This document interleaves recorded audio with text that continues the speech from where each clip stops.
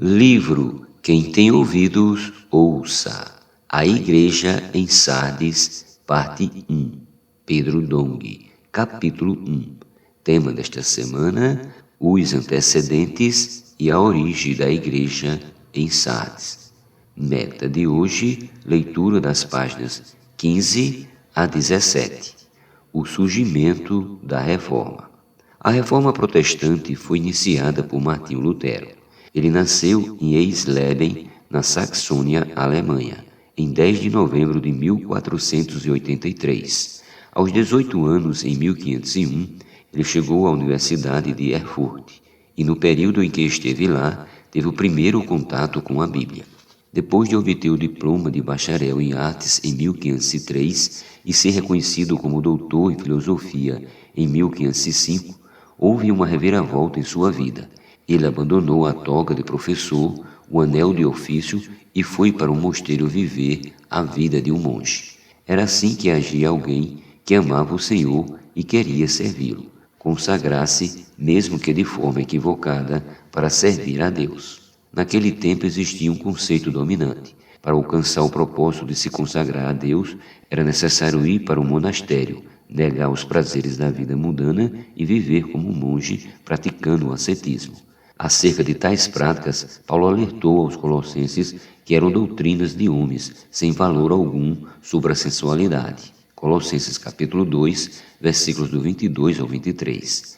Era mais uma das práticas de Jezabel, cujo ensinamento orientava que o homem precisava fazer o corpo sofrer para pagar pelos pecados, ser purificado ou pelo menos ser beneficiado com a diminuição das penas no purgatório.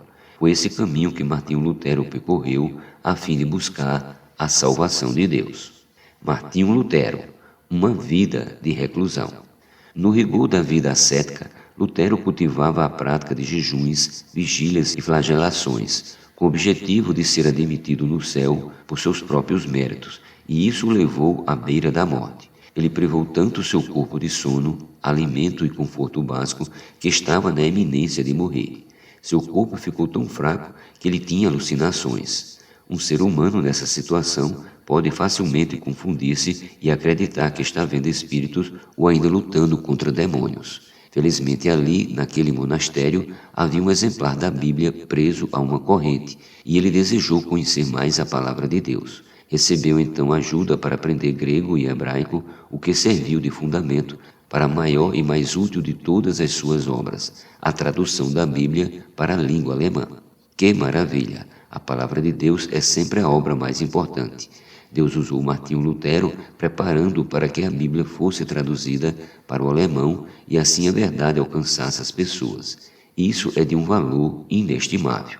Ainda durante o período de reclusão de Lutero, ao visitar o monastério em que ele estava, o vigário-geral dos agostinianos da Alemanha, Johann von Staupitz, 1460 a 1524, percebeu que o jovem monge enfrentava sérias lutas interiores. Então mostrou-lhe que seu voto e suas boas obras não fariam ser aceito por Deus.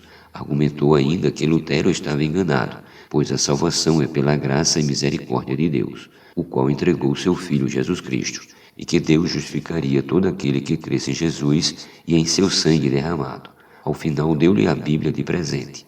Isso ajudou o jovem monge a crer que seus pecados estavam perdoados. Dessa forma, Martinho Lutero se converteu ao Senhor.